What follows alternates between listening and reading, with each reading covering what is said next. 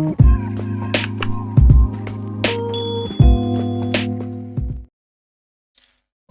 si bai vek ule. Tun tum chu ama tang khan request om zeu to a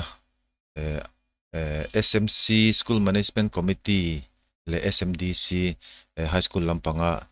mi te samagra sum kan dona azia dan vel books of account bun dan vel kha ron ti te ti kha ma rei deu lek to a maro che hi poi thla kang ran khop maya video han siama screen record amo khatiang chia han ti thei kha ani ve chi alova thalak te nga ya camera te kalo nei lem lova phone ten ka han la nok a kan muthiam thei tho tur angai teila tin chu ti rola kan soi du pakhat chu account zia da na hi chi sang a om ve a kan tuna karon soi dan hi ji hetiang chia hian ji tur ti na khani lawa amaro chu akal phunga kha ain relate ta na kha mo ledger le Facebook te tin fund receive register kan han tin stock register kan ti te khatiang ho ain relate ta ne ro kha chu ain ang veka kha ani a ledger kan han zia dan te po account kan han hon dan te po khatiang lo de le kan lo ti thin ni po khan kha adik lo ve tu ka soi ang hi dik ve ka ti na kha ni big chong lo wa chu phang chuan athiam lote ala shewak loten man thei dan tur khan I relation le azia dan tur tlang puya kha video karon siam do na kan lo tangkai pui ngai ka be se ni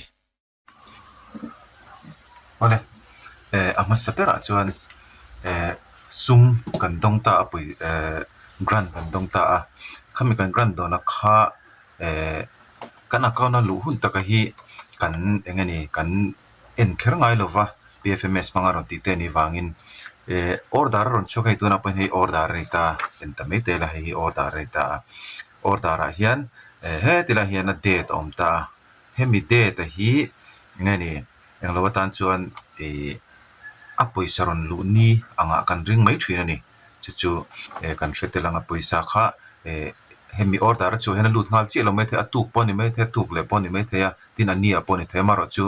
apoi saron lu ni tan hian hi kan ring ta ani chuan ama se ber poisa ron luta poisa kha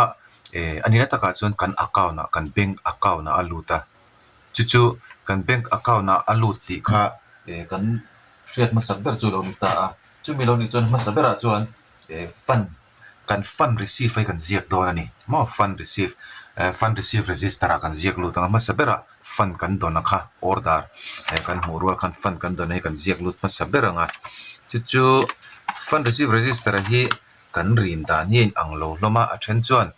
kim chang deuh tak ten kan rina a then chuan kim chang lutuk lo te pon kan rina kha chu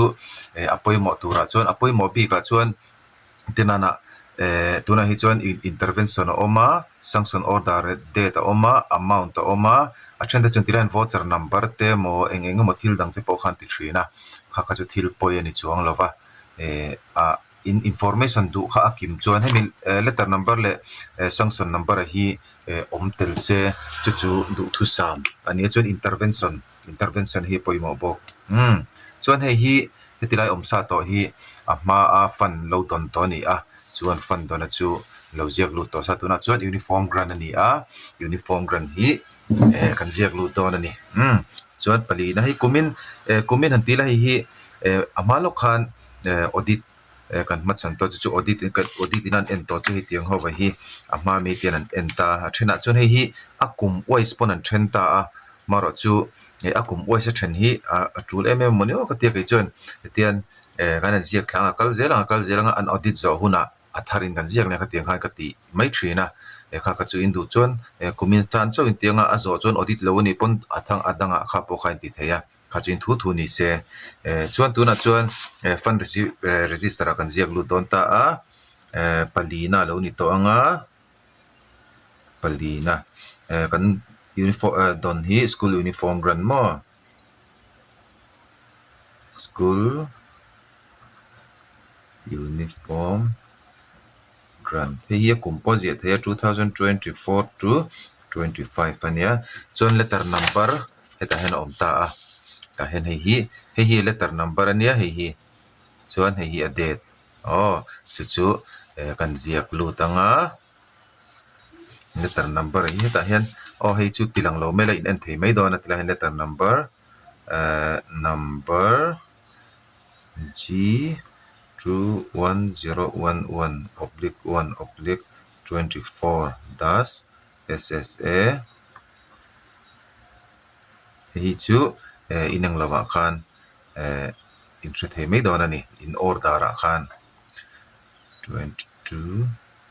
May 2025 chuan a pia hian amount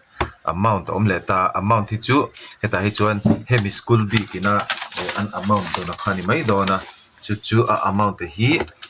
kan enlock anga an paisa don za ta hi 30600 30600 tikhan kan fund receive register a chuan a om ta wang mai ni fund receive register kan ziak lot ta chuan fund receive register hi chu kan khup theya chuan tikhan fund kan dona kha kan ziak ta ama sabera chuan kan fund dona hi nge ni ledger hi chu kan hriat thiam theidan tur chuan kan bank account ve khani dona ni PFMS kan bang to a om zia taka chuan nge ni khami passbook ti ve kha kan nei to lova chuan chuan hi kan bank anga khan ngai ve turani bank anga ngai ve turani chuan heta hen kan bank account a hian kha paisa ron lu ta kha aron lu ta ni ti kan chiang do ani chuan hei po hi han en le zau taila ledger hi ta hian hetila hen ledger account of ti te hi account ming mo kan account ming to ne kina kan soyanga cashbook te ne kan ti ko banga kan the thei mai tura ngai taila he kan account ming ani don ta ni chuan tuna nei ngau hi audit to ni hemi tracken audit la audit tur tharani ta hi composite school grant b kania chuan heta hian uten ko club om boka hetan vocational education om boka ta hian in intervention dona pianga kha intervention in dona pianga tingan account in siam ngai ni tuna po school uniform grant account mo kan hong le dona ni chuta chuan hetlai phek tu ta han bang maila hi ngai ni kum khata voi khat vel fan ka do tina eko club poi kumina voi khat che kan dong do tin voi khat kan zia hian a zo mai ta chu wang chuan phek khat te ti mai hi tha amaro chu ta hian kan riat tur chu abik takin thlallo thlatin hlola ang chi kha PFMS a chuan FS helper kan tiang chi te ICT instructor kan tiang chi te kha chu order ron kal reng dona poisa ron lu reng dona chu wang chuan thlatin kha ngai phe ka than leng lo ve theya khatiang ni lo kum khata voi khaton kalang chi chu tian a zo mai don ani hei po hi tian kumin chu tian a zo mai don chu tiang lo chu ni chuan tilai hian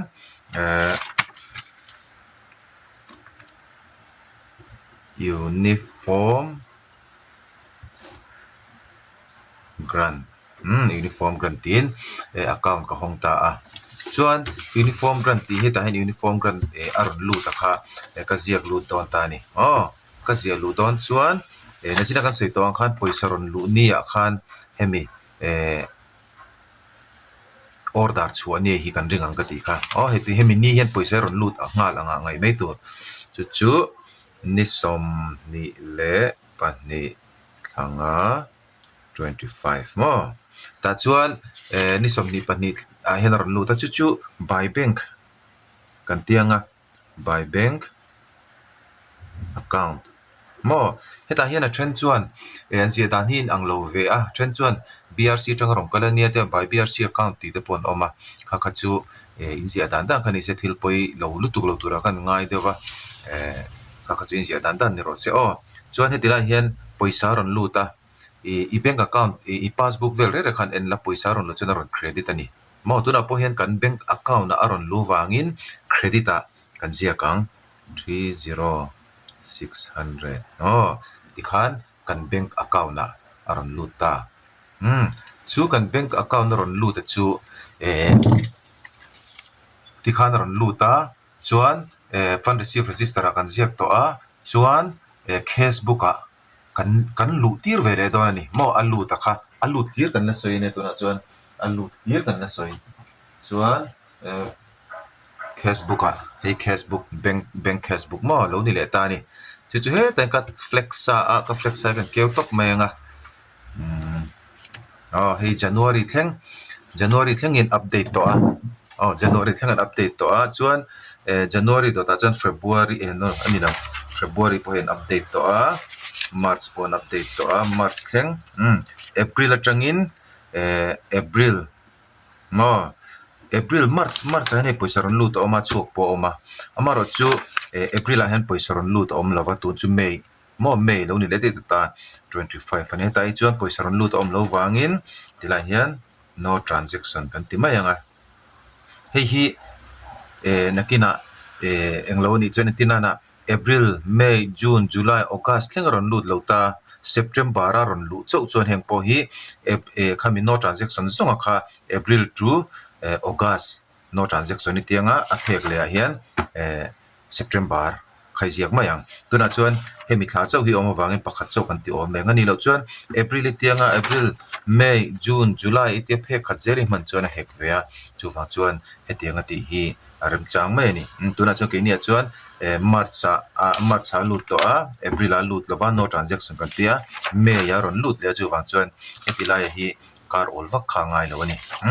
chuan hi May kan tianga May 2025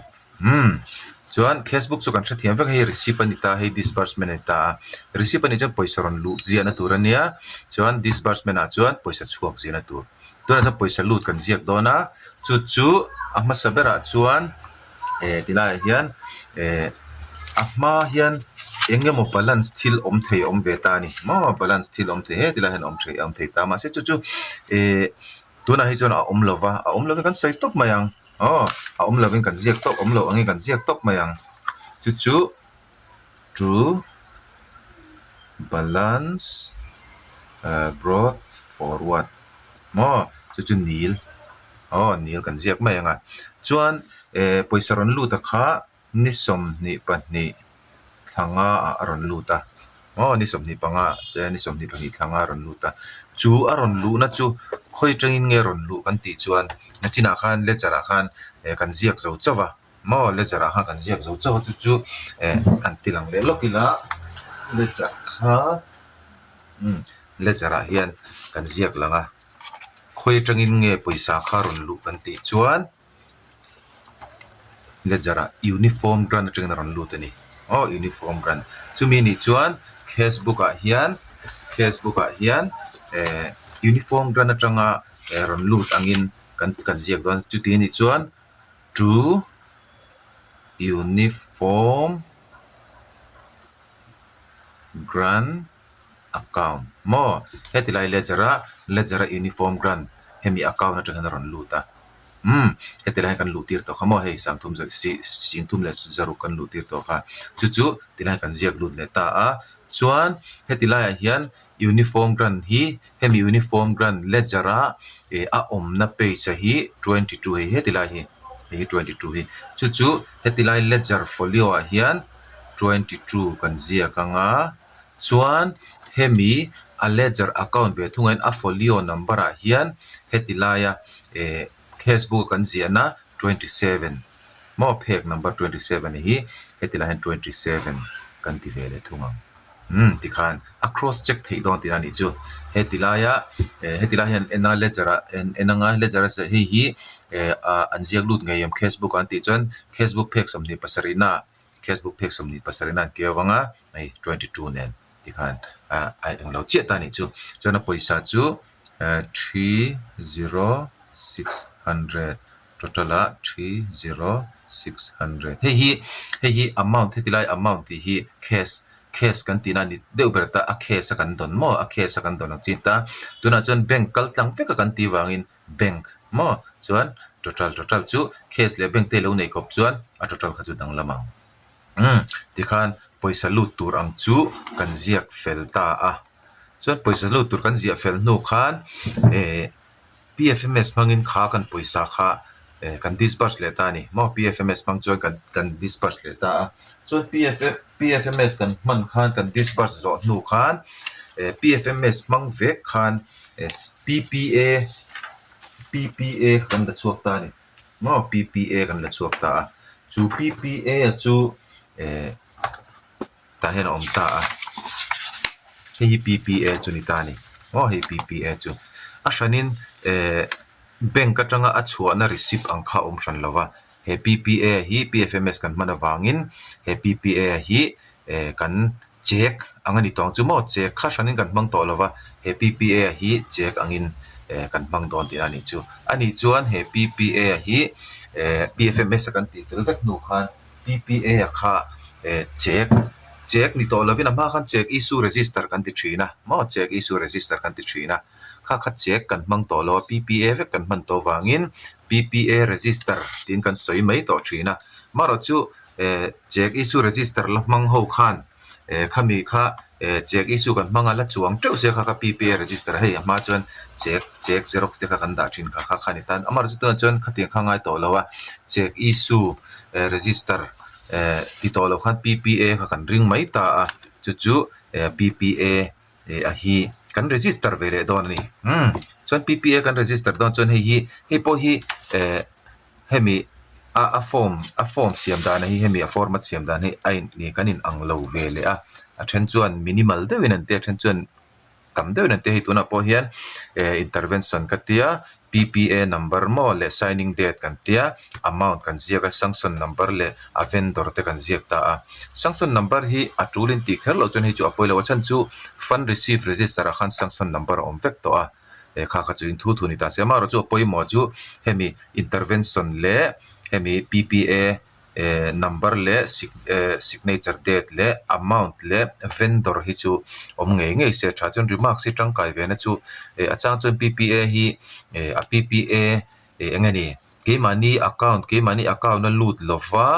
BRC tanga direct release te om thina khatiang vela khan a PPA hi ke money anga kal lo BRC PPA kalang chi khatiang te khom the khatiang khan remarks ziangai ve thina chuwang chuan PPA kha remarks kha da tel ve thani chuan hi chu kan thesa me kan zia pai kan soyanga palina itamo palina chuan hi pen tuidum na zia ka pen tuidum ka zia vele lo ka ngai ai ang tlang deuin school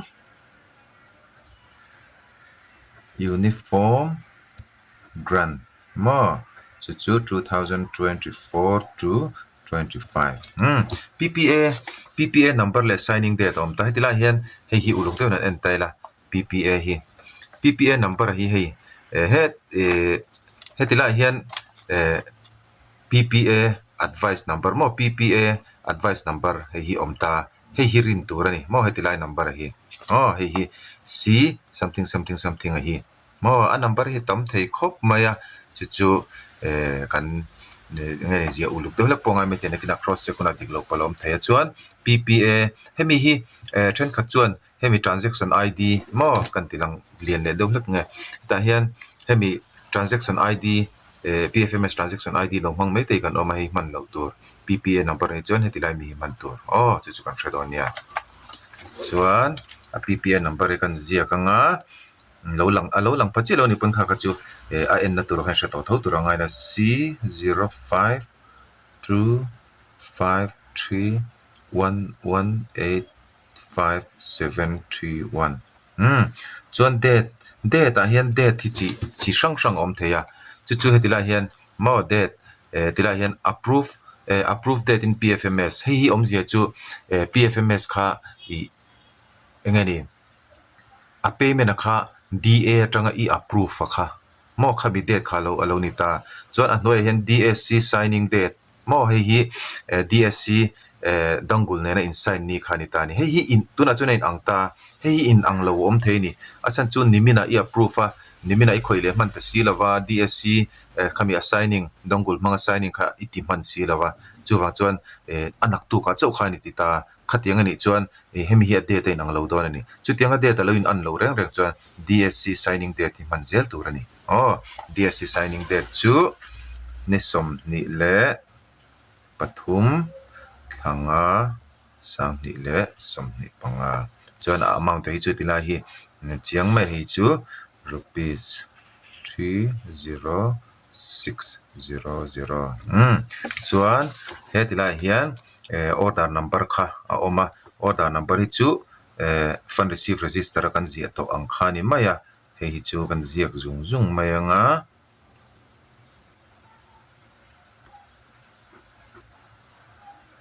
sorry 885 de ni som ni pani thanga 2025 chuan atila hen vendor number vendor kan ti chu kan poisa va release na kha mo athena chuan zirtir tu account ate kan release a athena chuan khatiang khan dora te kan release a khami kan va release na kha khami vendor number khani hetila hian shetel tur pakhata chu bulk kha ve theni mo bulk payment kha ve theni bulk payment ani kha chuan tila hen vendor kha pahni zia mai tur ani bulk payment a chuan ta hi chuan hei hetla hian en la beneficiary name tia hian beneficiary name tia nei hiron om ta hemi zia mai tur ni ta hian in va release na kha in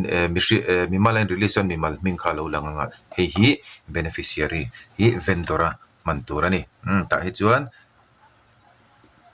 ken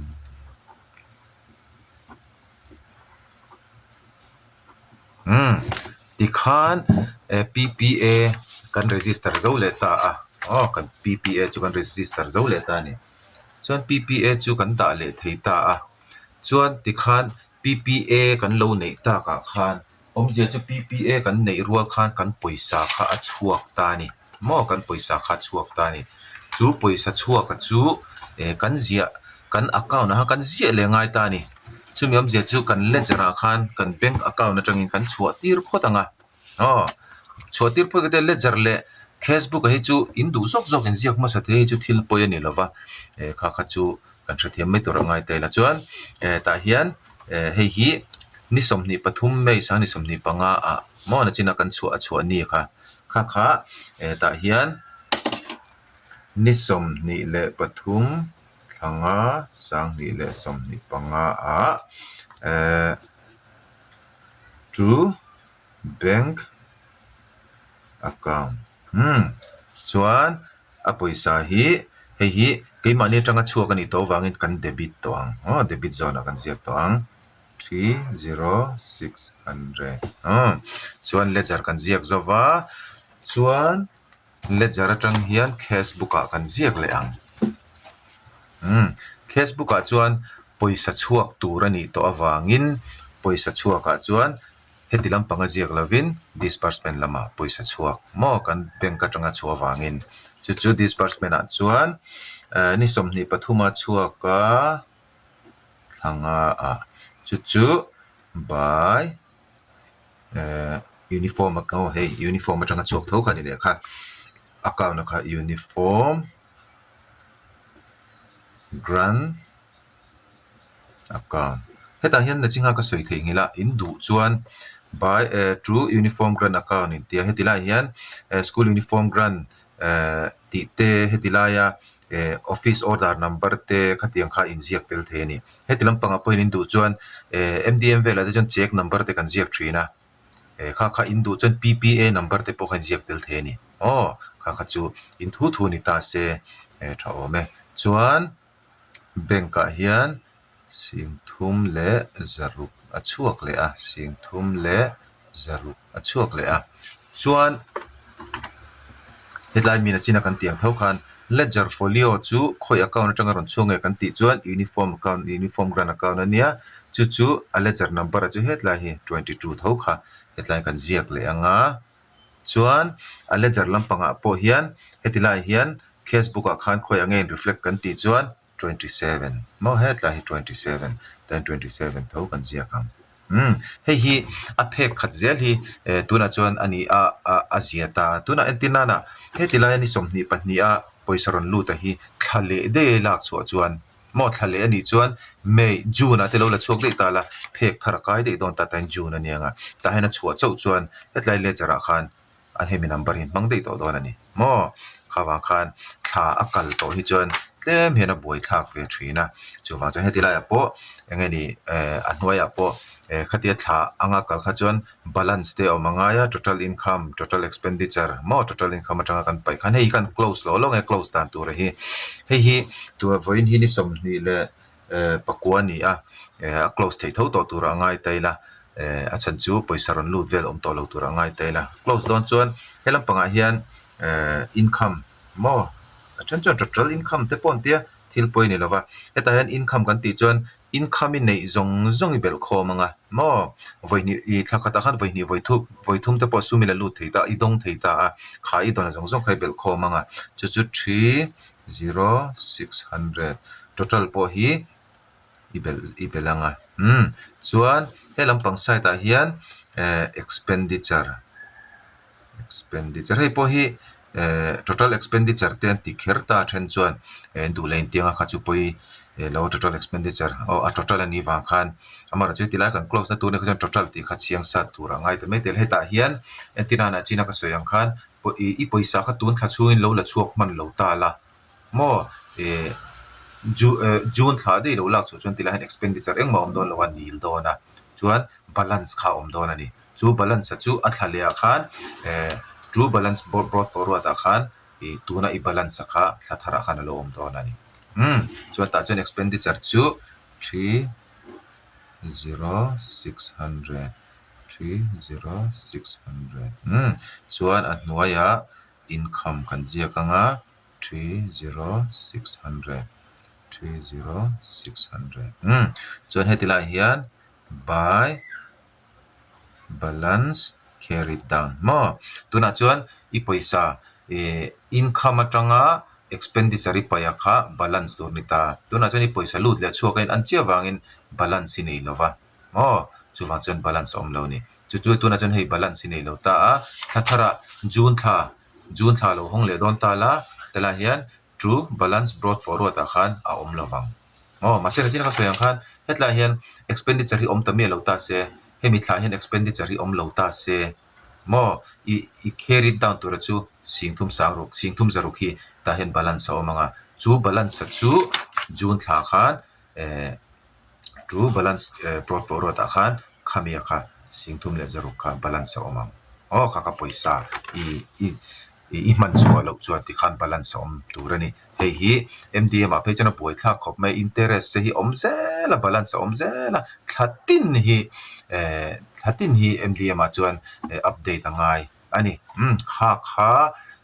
a books of accounts lampanga chuan ti khan kan ziak felta a chuan hemi ba ka hian zia tur la om ta chu as stock register hi kan zia da ni ain ang lova khoi bering dik lo po ka thiam to chuang lova ka chu kan du dan ta se a then chuan di article a hian hemi article a hian mo heta po hian ti rang kan tiam ka shelova ti thina ni ama pon an enveshim kamis te kan tia pants te kan kamis kan to na kha he som pakwa som ni sani som ni pathuma sani som ni palia amaro chu hi a audit ani to khan hei tuna lo audit ta se tian kami si kumina voi khat kan dong ta a mo uniform grana tanga kan don khalo ni ta se entina na voi khat kan donga kami sakha an audit nan chuan zia non le kha nuam to thin lova chuwa chani pens te potina shaning kan tia item akhati khana shan kan ti kwala entina na ta hian hei stationery stand tia school composite school grana tanga kan don te kha engani balu leina te balu te kan tia ti khan thil sang khan kan siam thina maro chu hi a boi thak de we mo ti ke maril ro oma chu wang chuan hei ti hian ka ti ta ni mo a intervention top